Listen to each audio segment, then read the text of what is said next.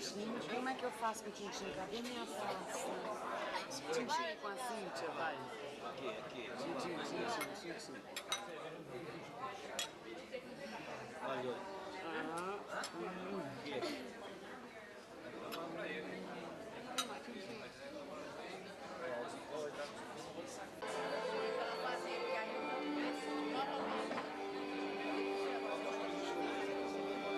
Hoje, doutor, como é que vai? Quando você é rico, Tudo bem? o país é rico.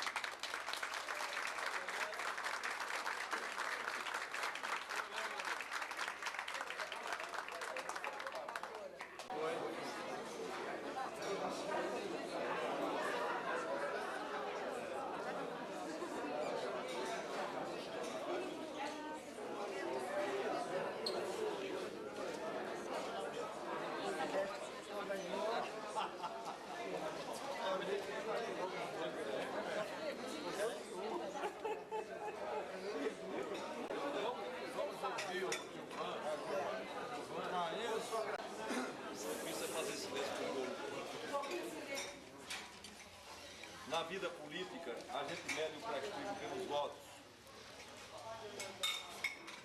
De tal sorte que, quando há um senador presente, um deputado federal não fala.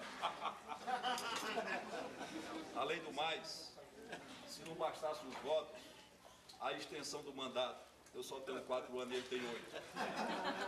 Não apoiado. E, para unir o útil ao agradável, talvez devesse mesmo o doutor Renan falar, o senador Renan falar. Além do mais, ele é dirigente da Senec. Você fala por todos nós. Recebida a incumbência, que o faço em nome dele e de Alexandre, que é companheiro dos mesmos anos de mandatos e talvez dos mesmos votos, eu diria que não percebi bem quantos anos tem cada velhinha dessa. São 3 apenas. E para quem nasceu, como o doutor Filipe, na região mais pobre do Brasil, nas terras mais áridas do Nordeste, eu diria que se cada velhinha dessa tivesse 3 anos, ou melhor, se cada velhinha dessa tivesse 1 ano, e as 3 somassem apenas 3 anos, ele já seria um grande felizardo. Porque no Nordeste, nos sertões, passado o primeiro ano de vida, já é um milagre. Mas passar de 3 anos de vida e ter direito a 3 velhinhas, que os pobres de onde ele nasceu não têm sequer essa grande felicidade de acender e de apagar, ultrapassar esses 3 anos de vida é uma coisa milagrosa na vida de um pobre, na vida de 17 milhões de brasileiros que ainda estão passando por toda sorte de dificuldade, até a dificuldade de ser gente. Esse país tem 17 milhões de miseráveis, que para não tratá-los como vida animal, eu diria que eles são a vida vegetal, para não diminuí-los daquela condição humana que nós enxergamos, mas nós não consideramos. Ele não vem desses 17 milhões que já foram proporcionalmente mais no país ao tempo em que ele nasceu, porque os seus pais tinham uma pequena porção de terra, insuficiente para com o seu trabalho dar a ele a educação que ele teve. É a outra tragédia dos que têm alguma coisa apenas aparentemente, mas que ainda não é suficiente para honrar dignamente a sua vida e dos seus criados, dos seus filhos, dos seus descendentes. Chegar, ultrapassar esses umbrais, essas barreiras, essas dificuldades, e chegar aos 18 anos, como ele chegou na escola, e aos 25 anos ao título universitário, é outra grande sorte, é outra grande felicidade. Esse país conta nos dedos os que fizeram isso. E conta nos dedos de modo muito especial dos que vieram de onde ele veio e chegaram aonde ele chegou. Chegar como profissional, aonde chegou, por exemplo, o doutor Luciano, na medicina humanitária, salvador de vidas, gênio e pródigo na natureza que Deus lhe deu para salvar vidas, é outra grande felicidade. E eu não sei nem se ele teve essas outras felicidades de ter nascido num lar com tantas dificuldades que o doutor Filipe teve. Mas chegar a mais de 70 anos, e essas 3 velhinhas me dizem alguma coisa acima disso, porque eu conheço a história desse homem que apagou agora as 3 velhinhas, e a medir o que cada uma representa em termos de anos, certamente ele ainda vai apagar a 4ª, a medir pelo que eu conheço, chegar a onde ele chegou. Num país onde um homem que cria uma escola e passa 40 anos, 50 anos como educador, já é um grande brasileiro, você criar mais de 2.000 escolas, e você chegar onde chegou, como benfeitor, não do Estado, uma região e de uma comunidade, mas como benfeitor de um país inteiro, não é apenas uma felicidade, não é milagre, é a transformação da vida de um homem na vida de um santo. Talvez seja por isso, doutor Filipe, que eu não queira lhe tratar como pessoa. Porque há umas pessoas que vão envelhecendo na rotina da vida e que chegam a um certo patamar de grandeza, em defesa de certas causas, às vezes até na atividade profissional, como os médicos, como os professores, e a gente não sabe mais se aquilo é a história daquela pessoa ou se aquilo é a história daquela causa. Fica difícil. A gente que acompanha essa história toda há anos, né? Os seus discípulos ficam difícil como seria difícil a um discípulo de Sócrates, diante do seu aniversário, não admitir que ali não era o aniversário de um homem, era o aniversário de um filósofo, era o aniversário de um mestre, era o aniversário de um expoente da humanidade. É assim que a gente raciocina, é assim que a gente interpreta o aniversário dos atores queridos, dos beneméritos da humanidade, dos cientistas. Mesmo depois que eles morrem, toda a vida que acontece a lembrança do seu aniversário, do seu nascimento, da sua morte, a gente diz, não é o aniversário de fulano, é o aniversário de fulano. Como se entre fulano e fulano houvesse uma grande distância, precisamente para diferenciar o homem da causa que ele defendeu e da causa que transformou-se na sua própria vida. É assim que acontece aqui. Eu já repeti isso algumas vezes. Em nenhuma delas eu vi o homem, o semelhante, o meu semelhante, o cidadão comum, comum apenas na relação com os outros, na qual ele faz sempre questão de não se julgar diferente. Mas nós não conseguimos deixar de fazer essa diferença. Portanto, não é aniversário de Felipe Thiago Gomes.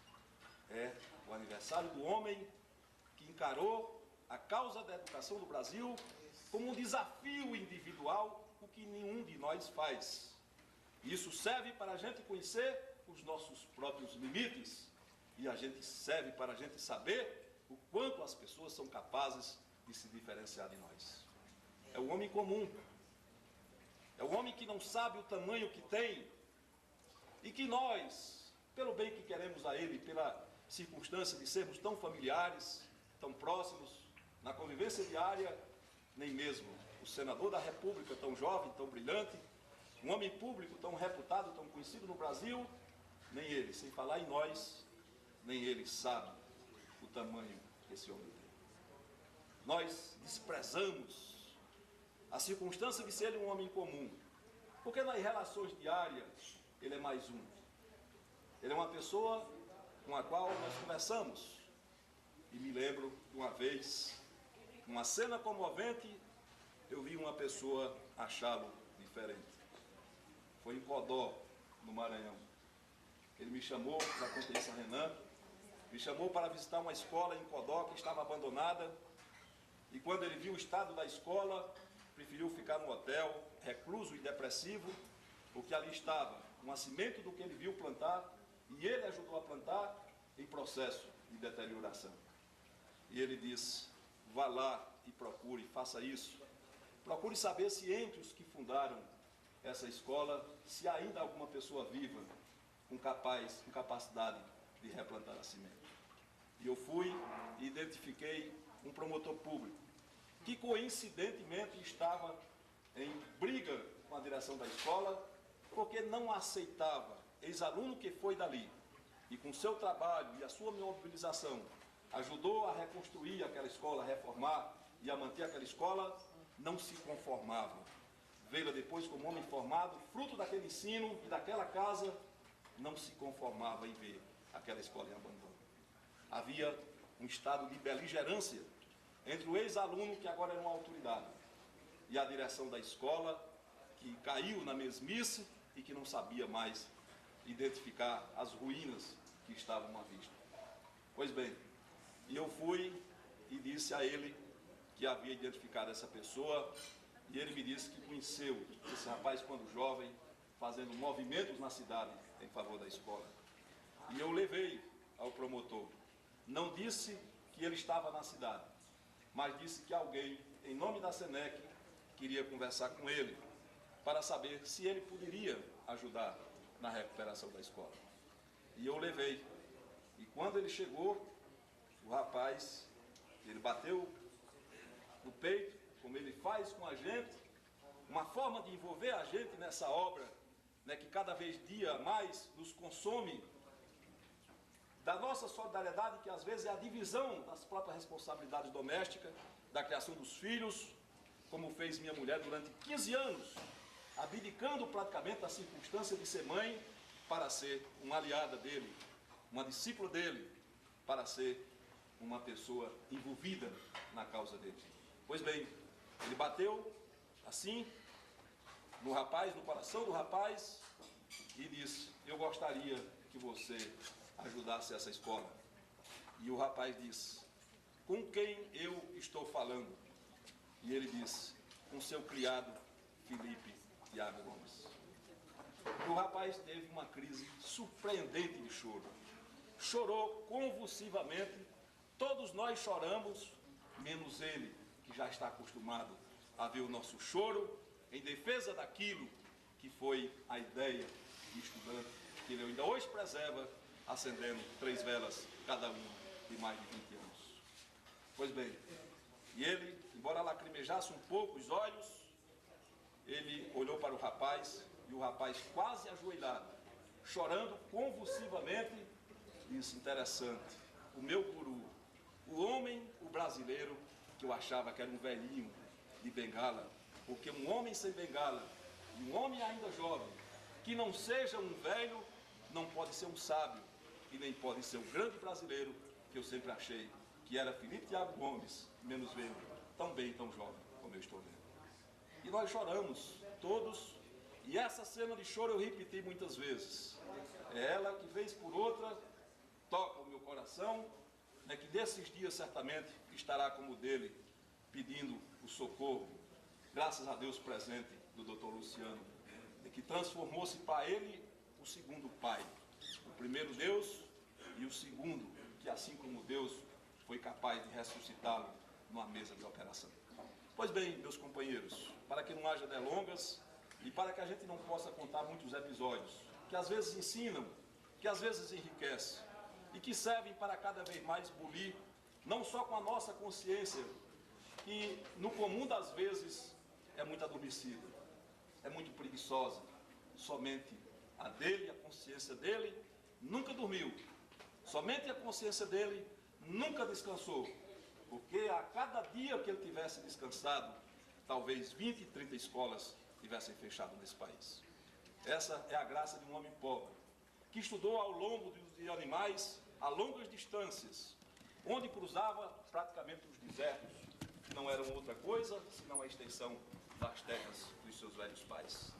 E é esse homem que, no meio de tantas poucas pessoas aqui, porque essa festa não é para muitos, essa festa é para os discípulos mais próximos, da criança que está ali e ainda não mede as responsabilidades de ver aquele homem que o promotor achava que era um velhinho de bengala, porque nunca havia visto antes. E nós, que já estamos tão calejados, que muitas vezes não percebemos que estamos diante de um homem comum, de um homem muitas vezes maior do que o homem que se apresenta a nós. Eu acho que foi assim com Cristo, diante dos seus discípulos, alguns até duvidando da sua palavra, da sua seriedade e de sua pregação. Os anos haverão de se suceder, outras velhinhas virão com os mesmos anos subdivididos, e nós vamos nos acostumar a conviver com esse monstro sagrado. O monstro sagrado é a coisa grande e sagrada, é a coisa grande defendida pela natureza religiosa de Deus e pela fé cristã. Nós vamos nos habituar a ser permanentemente os discípulos desse homem grande. E quando pessoas como essas que estão aqui, senador da República, deputados, educadores profissionais liberais, militares bem-sucedidos, o Dr. Luciano como nosso chefe da assistência médica nas nossas precariedades, e as crianças estão esperançosas de ver o que vai acontecer por à frente, quando todos nós tivermos a consciência de que ele é grande demais, talvez nem nós mesmos já existamos mais. E sobrará isso para os nossos filhos, e é a lição que eu vou dar aos meus.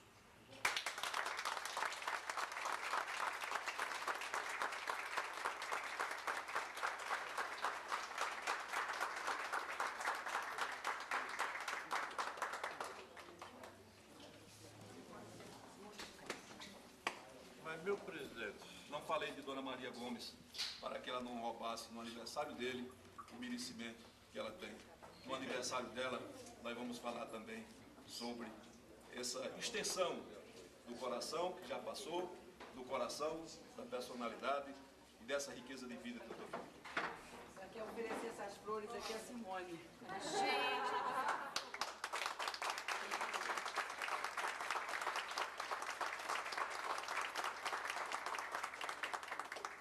E nós, em homenagem aqui ao casal e ao senador e ao professor Felipe, ofereço então ao meu marido, que está, de certa forma, sendo homenageado através de mim. Quem merece as flores não sou eu, mas o Luciano.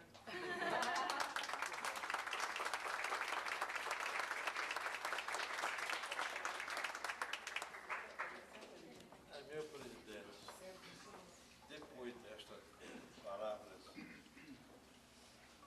me trouxeram embaraço, ainda bem que o doutor Luciano, meu médico querido, está aqui presente. Não é fácil dizer palavras bonitas, porque não tenho vocação nem um talento do deputado João Freire. O Gil Freire, com esse coração imenso, com essa capacidade de dizer as coisas mais bonitas, teve uma votação fantástica na Paraíba. Eu mesmo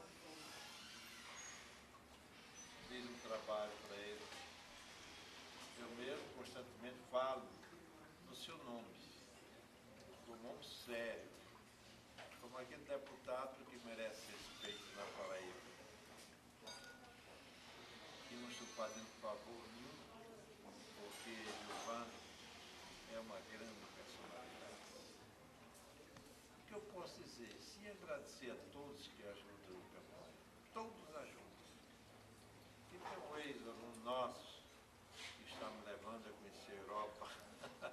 Eu nunca tive essa oportunidade, mas ele está organizando uma programação para os serviçistas nas comemorações de 73 anos de vida da nossa instituição. A professora Aida Fosqueira, eu não vou dizer quantos anos ajuda a campanha, mas não posso dizer, porque ela é muito nova, não é preciso.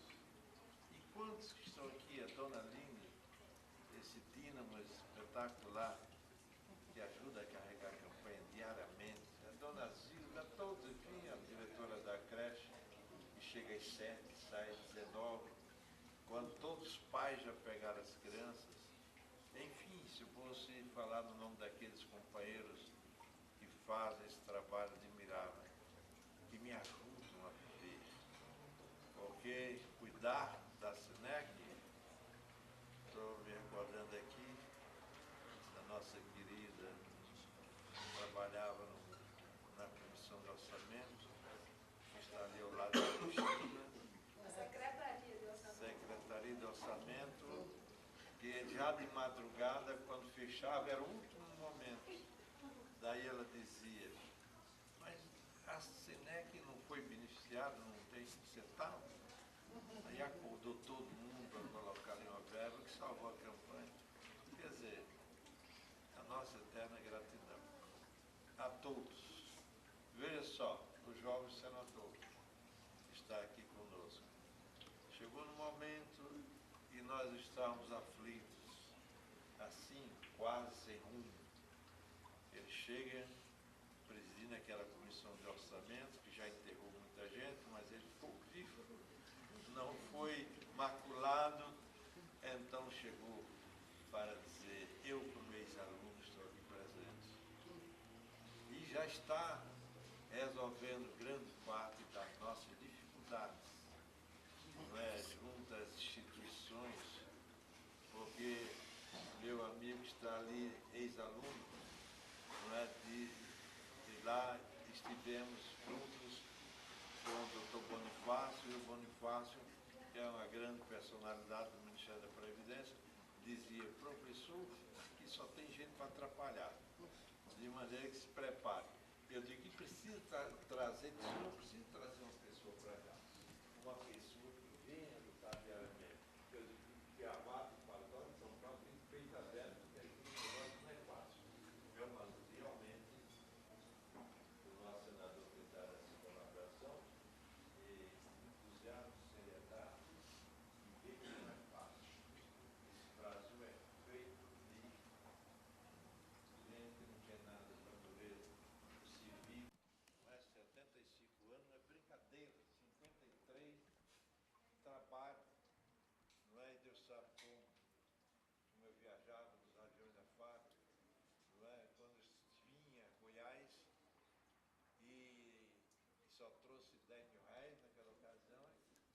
dele que eu tinha para pagar a pensão. Porque 30 mil reais era muita coisa. E arranjava um companheiro que ia ao Rio de Janeiro em busca de auxílio, era um cego.